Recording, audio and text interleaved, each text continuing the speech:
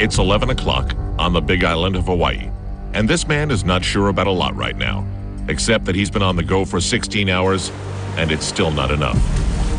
Entering the world of the Ford Ironman World Championship is like that. I train 30 hours a week. 35 hours a week. 14 hours a week. I train 40 hours a week. I train 35 hours a week. 30 hours a week. 40 hours a week. 15 hours a week. I train 40 hours a week. 25 hours a week. 60 hours a week. I train at least 30 hours a week.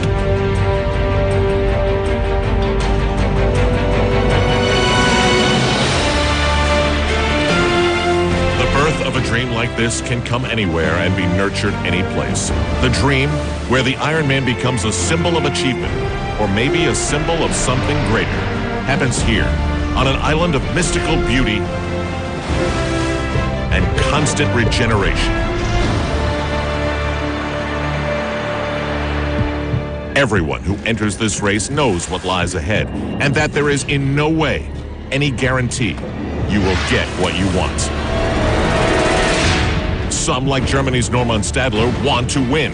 And you can say that when you've won here before, twice. Australian Chris McCormack is here again, and winning for him has been a 6-year quest. If you have ever wondered how far you can go, come here. King Kamehameha's kingdom awards glory to those who survive.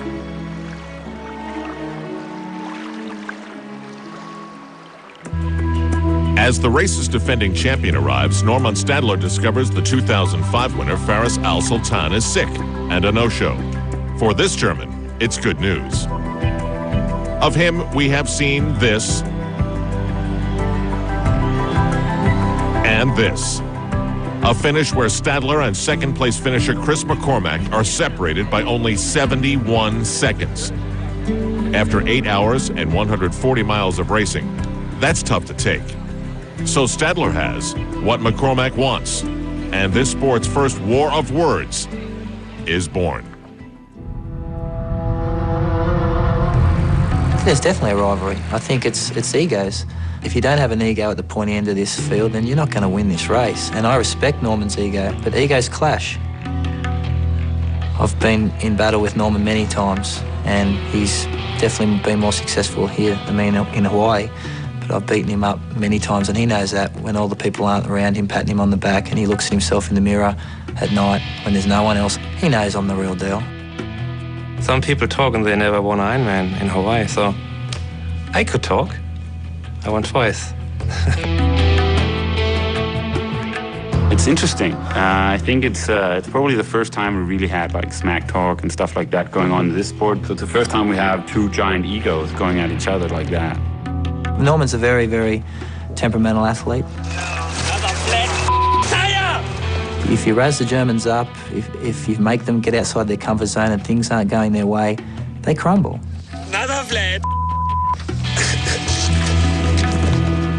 I honestly believe come race day, I'm more than capable of taking them on and giving a good beating up. You know, you can't win the race by talking, so you have to compete and you have to do your best. So I don't like it talking before the race. You can talk after, but yeah, I don't like it. Just before 7 a.m., they all make the pilgrimage toward the water. Does it all come through? Does it somehow work out? No one knows, not even someone who has won the race. It is a 2.4-mile swim, then a 112-mile bike ride, and then a 26.2-mile marathon.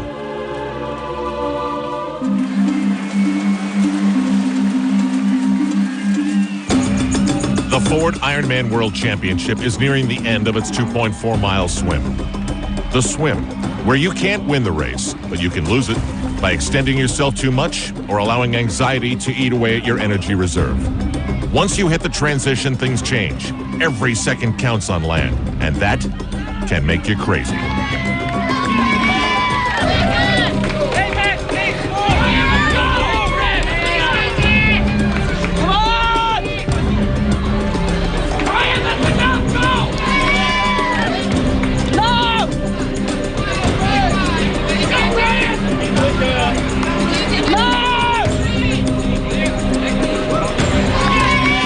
McCormack, a rare Aussie who has some worries. And that is because Norman Stadler, the two-time Ironman winner, can be the fastest man in the race on the bike. At the head of the bike race is American Chris Lieto. This is his strength, and he admits he wants to set the pace on the bike. Question is, what will that get him?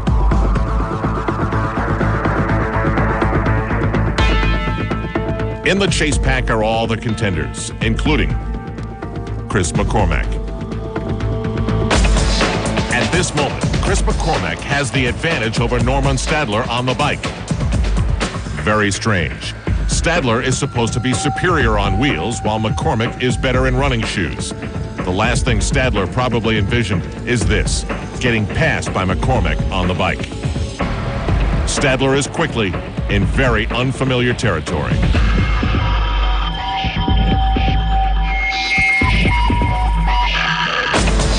The last time any man repeated was 5 years ago. That was American Tim DeBoom, who's back after missing last year with a stress fracture.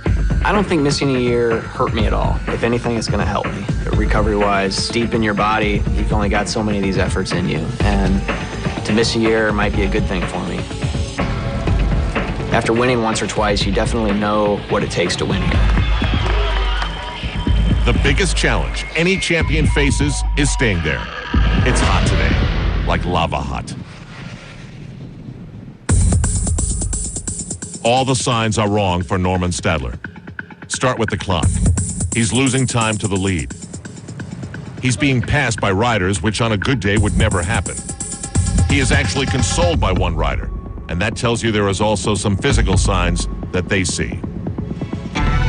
We return to the rivalry between Chris McCormack and Norman Stadler, which is personal and very juicy. Very different for the Ironman world, where rivalry has always been defined as Mark Allen versus Dave Scott. Dave and I really had a respect for each other athletically, and we were competing against the perfection that the other one was going to bring into the race.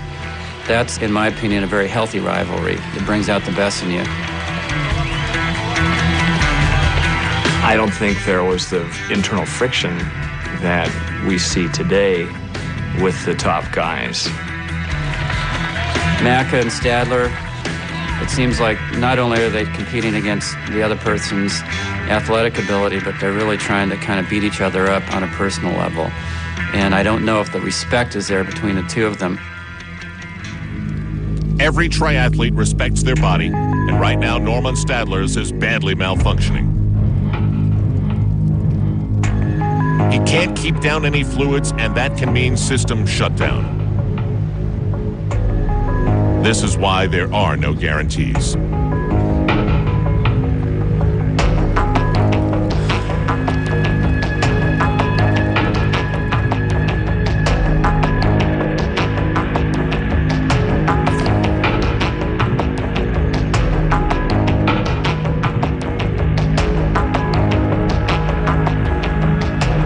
If Chris McCormack could see these pictures, he would know the race is changing. The Ford Ironman World Championship is negotiating the 112 miles of the bike course on what is becoming an historic combination of heat and humidity. So far, American Chris Lieto has been the fastest man. And the man who finished second last year, Chris McCormack, is right there among the chasers. Norman Stadler continues to try and ride out the storm, but there are still white caps in his belly. To continue, he must be able to hydrate.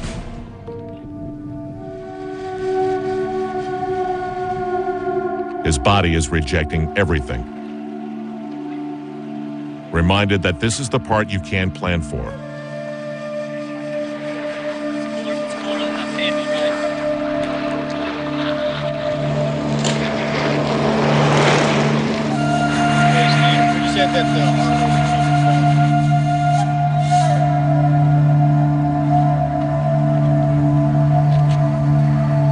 The race moves on.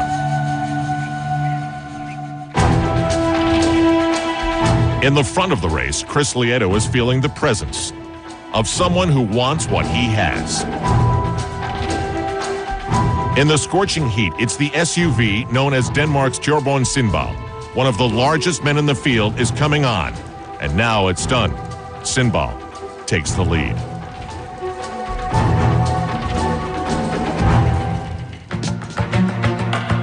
In the men's race, from the Queen K Highway to the Hobby turnaround, there is big news. Norman Stadler is out of the race, which means out there is someone who could win their first Ironman. There is glory to be had. Thorbjørn Sindal is the first to the transition area for the beginning of the marathon. His lead is 1 minute over American Chris Lieto. In the changing area, those two are urgent but under control.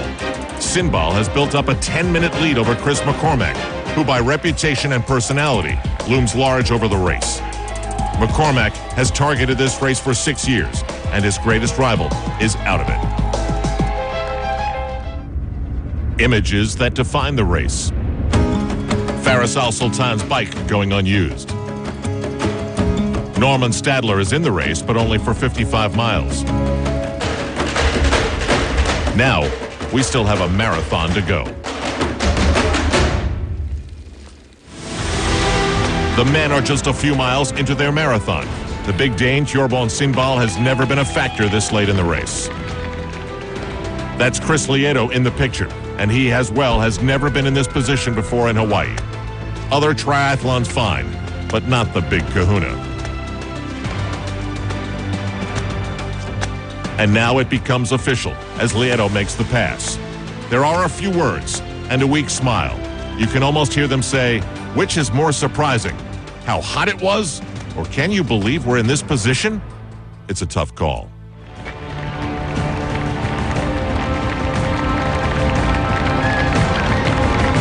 The men are 10 miles into their marathon, and Chris Lieto still has the lead, but it's dwindling, and it's time to do the math. The best proven runner in the field is Chris McCormack. In these 10 miles, he has gained 6 minutes, 30 seconds. His strides look strong. We've done the math, and the word for Lieto is, uh-oh. Chris McCormack's experiences could have been chronicled by Stephen King for horrors that have occurred as leads were ripped apart by the conditions. Today is a word worse than hot, when whatever experience you have may be the key. My Ironman experiences here have been brutal. The heat and the sun is just oppressive. Now, Chris just wants to make sure that whoever he is battling is pushed hard enough to experience the pain themselves.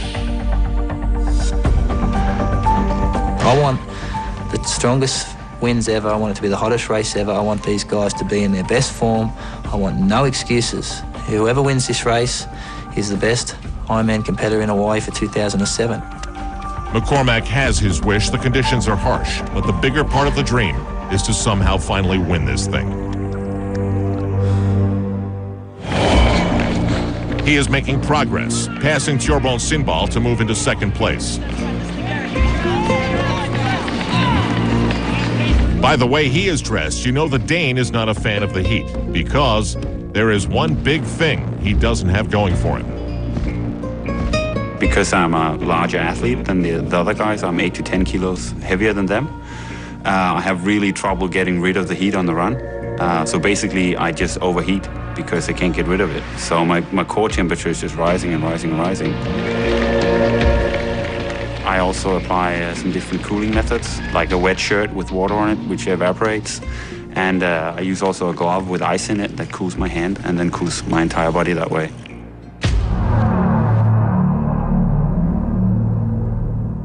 Now McCormack's progress is getting serious.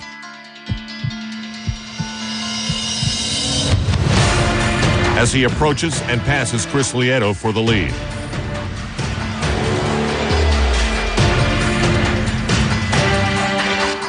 And the race is approaching a diabolical descent and climb to an even hotter part of the course. Whoever named it got it all wrong. It's called the Energy Lab, and it's not what it gives you.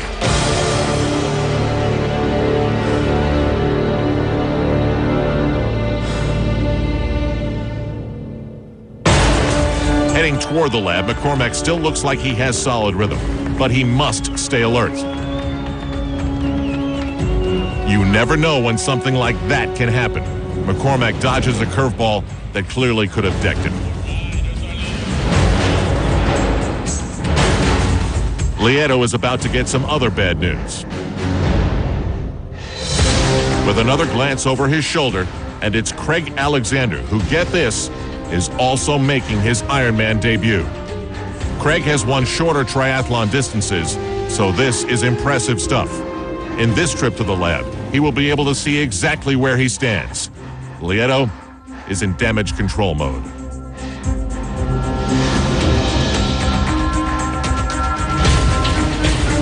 The two Aussies pass, and there is a slight bit of hand recognition from Alexander. Both men are pulling away. McCormack from Alexander, and Alexander from the rest of the field. McCormack has survived the challenge of the energy lab. No worries, mate. Lieto is in full I want every cup of everything there is mode, and usually that's a sign that the engine room is badly overheating. Now it's anything to get him back into a good race speed and stay in front of a two-time champ Tim DeBoom, who's charging from behind.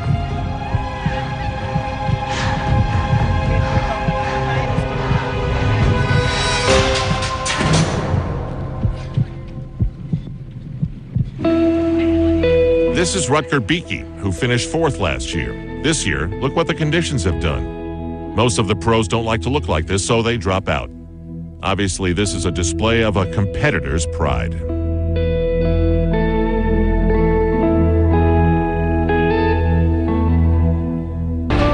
It's Chris McCormack and no one else in sight. In Hawaiian, there is a word, kupau. Everything has come full circle. For Chris, there was a beginning, a middle, and now a new beginning. I came here in 2002 expecting to win this event first up, and here we are, 5 years later, and I still don't have a title. And if you expect to be successful first time around, then you're up for heartache and you're going to be prepared for a lot of disappointing times. This is a very, very tough sport. Making his way toward the town of Kailua Kona, McCormack gives the first sign of exultation. A hint that now even he believes. If you're looking for instant gratification, you're going to get that finishing an event. But I think if you're looking for immense success or winning an event like this, it's a much more difficult process. Now, moving downhill toward Ali'i Drive, there is still the skeptic's desire to be sure. And give a glance. There's still no one there. He is about to win his first. Chris McCormack appears, having grabbed an Australian flag and being overcome with the joy. This time, he made them feel the pain. I've been running this race through my head since I started the sport. This was the race when I sat at my home in Australia as a 13-year-old. I watched this race on television with a best friend of mine, and we dreamed of coming here, dreamed of winning this race. So many people have criticised me because I've been so vocal about chasing this and wanting to win this title convincingly, and people are like, hey, he's a dreamer, mate. But what's so bad about being a dreamer?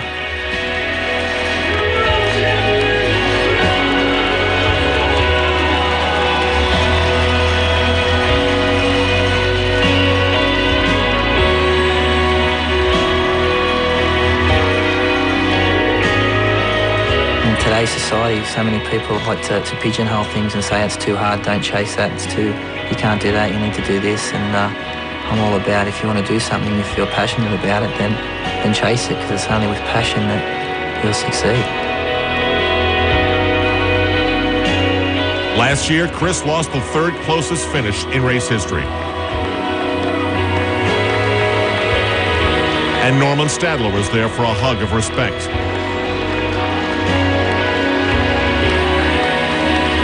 This year, after all the talk of rivalry and bad blood, guess who came back to the finish to show his respect and to welcome Chris to the club of Ironman champions.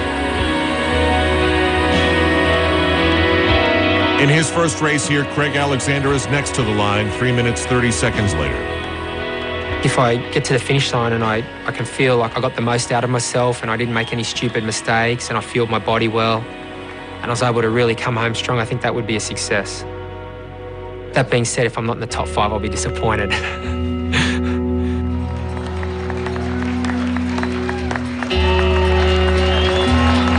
Australia has had a great day.